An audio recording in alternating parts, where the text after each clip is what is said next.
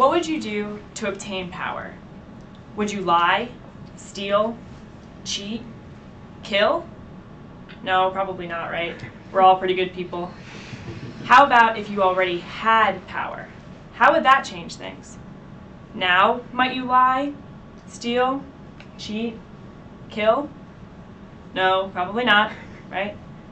But how about oppress? Is that easier? Well, that is essentially what happens in the United States and around the world. Men have power, and women are often oppressed. Specifically, a main source of oppression for women in the United States is media and advertising. Over the past 75 years, women's bodies have been manipulated and changed to work for men. This image you see is an example of current advertising, which is called the midriff advertising. Basically, women are depicted as being powerful, empowered, and in control of their sexuality. However, this is a false sense of agency. Agency meaning the right to choose, which is often talked about in the feminist movement. So this is the main source of oppression in the United States. However, overseas, there are various forms of oppression that women face. In order to keep women in an inferior role, men often go to great lengths. Some of the examples that I have here are child marriage, lack of education, and child labor. Now, in the field of women's studies, a lot of the time we say oppression goes hand in hand with privilege. This means that one person who is privileged can't be privileged unless someone else is seen as oppressed or not having what someone else has. However, I am a strong believer in the idea that power and privilege don't have to go hand in hand with oppression, but they can actually work hand in hand.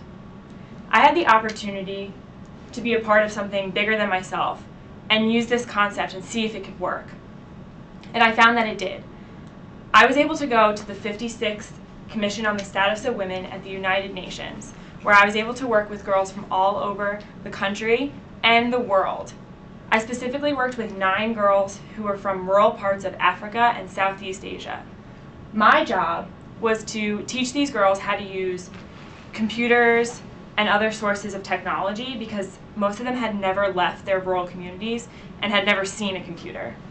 Their job was to share their stories with politicians and the general public at the United Nations. And their stories included things like child marriage and beatings and lack of education. Now, every time we tried to come up with a story for them, we tried to get it out on paper. I could have just typed it, I could have just sat there and done it on my own. It would have been a lot quicker. But they wanted to learn. They were hungry for knowledge, and I wanted to teach them. So I sat there for hours with them, and I watched as they found every key on the computer and finally came up with a story. And with that story came empowerment. They were excited that they got to learn something. But not only were they empowered, they were excited to take what they learned and go home and teach other people in their community. Therefore, I learned that the little piece of privilege that I had, I got to share with them. I was privileged enough to use computers and know how to share that information, and they were able to share the information I gave with them in their home communities to create great change.